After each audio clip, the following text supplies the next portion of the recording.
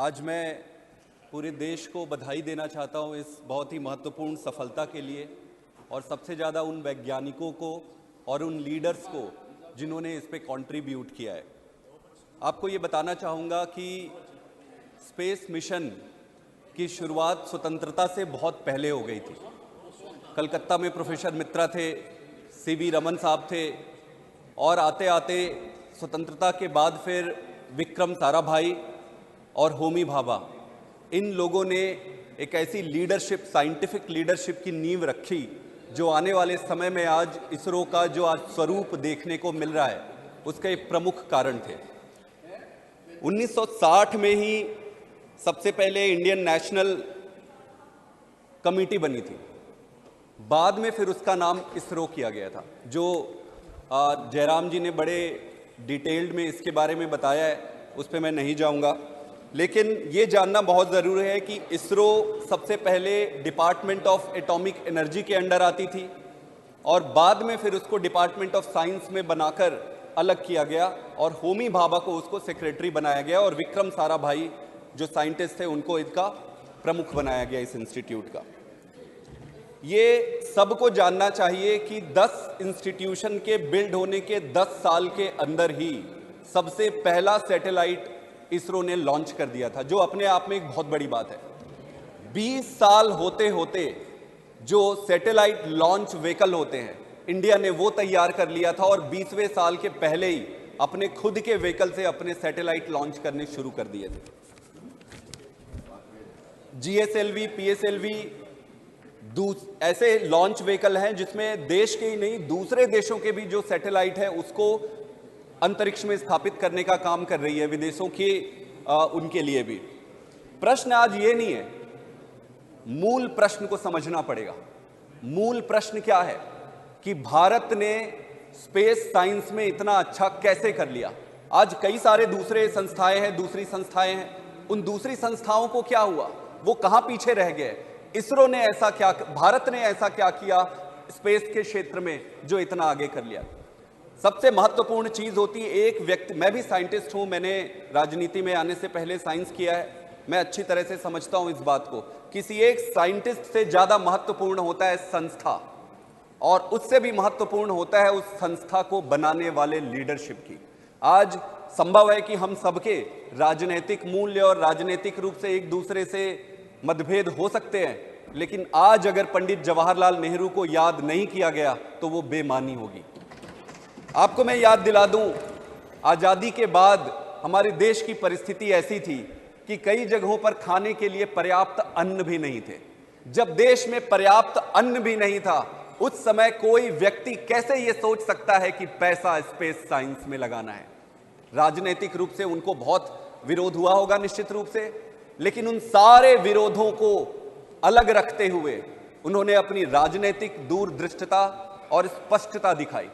इसको कहते हैं लीडरशिप। उन्होंने ऐसी लीडरशिप, आज अगर आप देखें कि भारत में और पाकिस्तान का सबसे, जहां भारत है और जहां पाकिस्तान है, उसका मूल कारण क्या है कि भारत को आजादी के बाद पहले प्रधानमंत्री के रूप में पंडित जवाहरलाल नेहरू मिले और पाकिस्तान को पहले प्रधानमंत्री के रूप में जिन्ना मिले। यही एक दो मूल कारण है कि पाकिस्तान आज कहां है और भारत आज कहां है। हमारे कई सारे मतभेद हो सकते हैं, जरूरी नहीं है कि हम हर चीज में सहमत हो, लेकिन साइंस और टेक्नोलॉजी में जो नेहरू जी ने जो काम किया उसको पूरे देश को, पूरा देश उसको मानती है और उनकी लीडरशिप को आगे बढ़ाने के लिए हम सबको अनवरत रहना होगा। आपको फिर विजन क्या था जब ये इसरो को बनाए? विजन ये नहीं था कि छाती पीट पीट के दूसरों को अपनी ताकत का एहसास कराना है। विजन ये नहीं था कि अपने आप में ताकत एकत्रित करना है। विजन ये था कि साइंस और टेक्नोलॉजी को जनमानस के हित में कैसे उपयोग किया जाएगा। यही एक उद्वेलित और अंडरलाइन रीजन था जिसके कारण नेहरू जी ने इस पर भरोसा दिखाया था। आज जितने भी आप देखते हैं, चाहे मौसम विभाग से संबंधित जानकारी हो, कम्युनिकेशन टेक्नोलॉजी हो और कई सारे क्षेत्रों में स्पेस टेक्नोलॉजी ने जो कंट्रीब्यूशन दिया है उसके कारण ही आज दूसरे साइंस के क्षेत्र में भी हम आगे बढ़ पाए हैं आज के। लेकिन यह भी देखना पड़ेगा कि क्या नेहरू जी अकेले कर पाते वो? क्या राजनीतिक परिस्थितियां अकेले अलाउ करती? संभव नहीं है। सरदार पटेल जी भी थे, उन्होंने देश में उस समय राजनीतिक स्थिरता लाई। अंबेडकर भी थे जिन्होंने कॉन्स्टिट्यूशनली इस देश को एक ऐसा महान कॉन्स्टिट्यूशन दिया। तो एक टीम वर्क होता है, किसी भी देश के विकास के लिए टीम वर्क सबसे महत्वपूर्ण होता है, जो आज मुझे लगता है गैर राजनीतिक दलों में भी और अपने खुद के राजनीतिक सभी दलों में भी इस तरीके की टीम वर्क का अभाव है। विजन बड़ा साफ था कि साइंस एंड टेक्नोलॉजी का उपयोग देश के हित के लिए करना है। एक और महत्वपूर्ण चीज है, नींव का पत्थर अगर सीधा लगता है तो बाकी के पत्थर भी सीधे लगते जाते हैं और दीवार सीधी होती है। अगर नींव का पत्थर ही टेढ़ा लग जाए तो कोई कोशिश कितनी भी कर ले, दीवार फिर सीधी नहीं होती है। इसलिए हमारे पॉलिटिकल लीडर्स की, जिनमें नेहरू जी तो शामिल थे ही, उसके बाद इंदिरा गांधी जी ने भी बहुत कंट्रीब्यूट किया, फिर अटल बिहारी वाजपेयी जी ने भी जो कंट्रीब्यूशन दिया वो अभूतपूर्व था। आप सबको पता होगा कि चंद्रयान पहला जब चाइना ने अपनी एक स्पेस टेक्नोलॉजी लॉन्च की, तब अटल बिहारी जी ने इसरो के साइंटिस्ट को यह कहा था कि भाई इसका कुछ करो, हमें भी कुछ इस पे अच्छा करना है। तब जाकर चंद्रयान प्रथम की परिकल्पना की गई। चंद्रयान प्रथम, चंद्रयान द्वितीय और फिर जाकर चंद्रयान तृतीय की उत्पत्ति हुई और उस पर सफलता मिली। कहने का यह मतलब है कि एक इस पूरे देश की कलेक्टिव लीडरशिप ने एकजुटता दिखाई और स्पष्टता दिखाई कि हमें इस दिशा में अग्रसर रहना है। यह भी इंपॉर्टेंट चीज है, कोई भी देश आप देख ले जो विकसित है, ऐसा क्या कारण है कि देश विकसित है और ऐसा क्या कारण है कि कुछ देश अविकसित है या विकासशील है? उसका प्रमुख कारण यही है कि जिन जिन देशों में राजनीति देश के मुद्दों पर नहीं खेली जाती है, वही देश आगे बढ़ता है। कोई भी पॉलिटिकल पार्टी तो आते रहेंगे, आज एक पॉलिटिकल पार्टी, कल दूसरी आएगी, कल तीसरी आएगी, फिर कल चौथी आएगी। प्रश्न यह है कि देश से संबंधित मुद्दों पर राजनीति होनी चाहिए। जो भी देश आज विकसित है वो ऐसे मुद्दों पर राजनीति नहीं करते। जैसे मुझे प्रसन्नता है कि इस मुद्दे पर स्पेस टेक्नोलॉजी में सभी राजनीतिक दलों ने, आज तक भी प्रधानमंत्री ने जो कहा, सभी ने अपनी एकजुटता दिखाई है। इसलिए अगर विकसित देश बनना है तो नारे देने से काम नहीं होगा, सिर्फ स्लोगनियरिंग करने से काम नहीं होगा। विकसित अगर बनना है तो उसके लिए उस तरीके की व्यवस्था बनानी पड़ेगी। हम जब भी बात करते हैं ऊपर ऊपर की बात करते हैं, हम ये कर देंगे, वो कर देंगे, फलाना ये हो जाएगा, वो हो जाएगा, लेकिन कैसे होगा? कैसे होगा? कैसे होगा? जब तक आप आधारभूत चीजों पर डेलिब्रेट नहीं करेंगे, व्यवस्था नहीं बनाएंगे, चीजें आगे नहीं बढ़ सकती है। दूसरा प्रश्न यह उठता है कि बहुत सारे इंस्टीट्यूशंस हैं, डीआरडीओ है, आईआईटीज है, आईआईएम्स है, बहुत सारे रीजनल इंजीनियरिंग कॉलेजेस हैं, बहुत सारे हमारे देश में मुझे लगता है सबसे ज्यादा सरकारी रिसर्च वाले इंस्टीट्यूशंस हैं। ऐसा क्या कारण हुआ कि इसरो विकसित हो गया और बाकी के इंस्टीट्यूट, भाई पॉलिटिकल लीडरशिप तो उस समय भी थे, सबके लिए समान थे, फिर इसरो ही विकसित हुआ और बाकी के इंस्टीट्यूशन क्यों नहीं हुए? उसका एक बहुत महत्वपूर्ण कारण यह भी था कि साइंटिफिक लीडरशिप भी इंपॉर्टेंट होता है। इसरो के लिए, इसरो को जो लीडर मिले विक्रम साराभाई के रूप में और होमी भाभा के रूप में, उनके साइंटिफिक लीडरशिप ने भी जो नींव का पत्थर रखा, उसके कारण इसरो आज यहां तक पहुंची। आप एक चीज और देखिए, वर्क कल्चर किसी भी इंस्टीट्यूशन के लिए सबसे महत्वपूर्ण होता है। अगर उस इंस्टीट्यूशन का वर्क कल्चर सही है तभी इंस्टीट्यूशन आगे बढ़ेगा। अगर वर्क कल्चर खराब हो गया तो चाहे आप चले जाओ, मैं चले जाऊं, दुनिया का कोई भी व्यक्ति चला जाए, ना उसको इधर कर सकता है ना उसको उधर कर सकता है। वर्क कल्चर को ठीक करना पड़ेगा। तो वर्क कल्चर में ऐसा क्या हुआ इसरो में? इसरो में जहां तक मेरी थोड़ी समझ है, मेरे कई सारे मित्र भी वहां पे काम करते हैं, वहां पर डिलीवरी बेस्ड टारगेट्स होते हैं, डिलीवरी बेस्ड टारगेट होते हैं। वहां पर मेरिटोक्रेसी पे सबसे ज्यादा ध्यान दिया गया है। भाई आप साइंटिस्टों की जब भर्ती करते हो, साइंटिस्टों को लेते हो, तो जिस तरीके से आप उनकी भर्ती करते हो, जो मानसिकता है वो आधार बनाती है। तो इसरो की जो वर्क कल्चर है वो बहुत सर्वोत्तम है हमारे देश में। अब प्रश्न ये उठता है, ये तो जान गए कि इसरो का ठीक है, लेकिन क्या उस वर्क कल्चर को दूसरी संस्थाओं में लाने का हमने प्रयास किया है? क्या हमने कभी ऐसी कमेटी बनाई है कि हम बाकी के दूसरी जो सरकारी संस्थाएं हैं वो क्यों फेल हो रही है, मैं फेल हो रही है नहीं कहना चाहूंगा, लेकिन अगर आप उम्मीद से कम परफॉर्म करते हो तो हमें उसको फेल मानना पड़ेगा। क्या आपने ये सोचा है कि हमारे देश में कितने सरकारी रिसर्च के इंस्टीट्यूशन है, उसको कितनी फंडिंग जाती है, और फंडिंग के हिसाब से कितने साइंटिस्ट है, क्या आउटपुट है?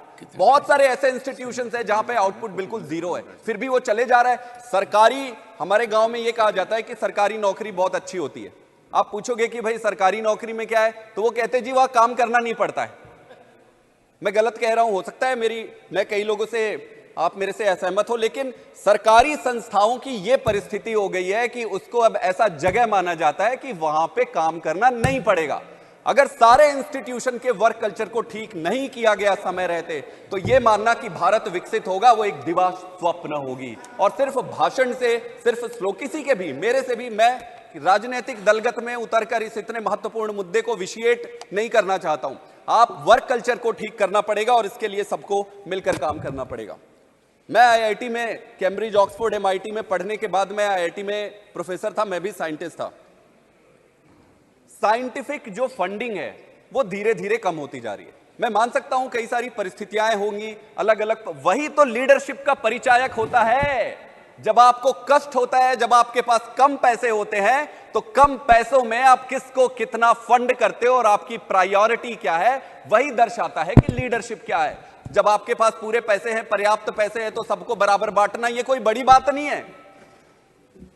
प्रश्न यही उठता है कि हम साइंटिफिक फंडिंग्स को धीरे धीरे धीरे धीरे क्यों काटते जा रहे हैं? हमें बैठना पड़ेगा, हमें सोचना पड़ेगा और इसको दलगत राजनीति से ऊपर उठाना पड़ेगा कि कोई भी सरकार आए, कोई भी पार्टी आए, इन सब पर राजनीति बिल्कुल नहीं होनी चाहिए। सबसे महत्वपूर्ण प्रश्न है कि हम बार बार ये कहते हैं कि ब्रेन ड्रेन हो रहा है, ब्रेन ड्रेन हो रहा है। मैं भी था विदेशों में 9.5 साल, 10 साल तक मैं बाहर था।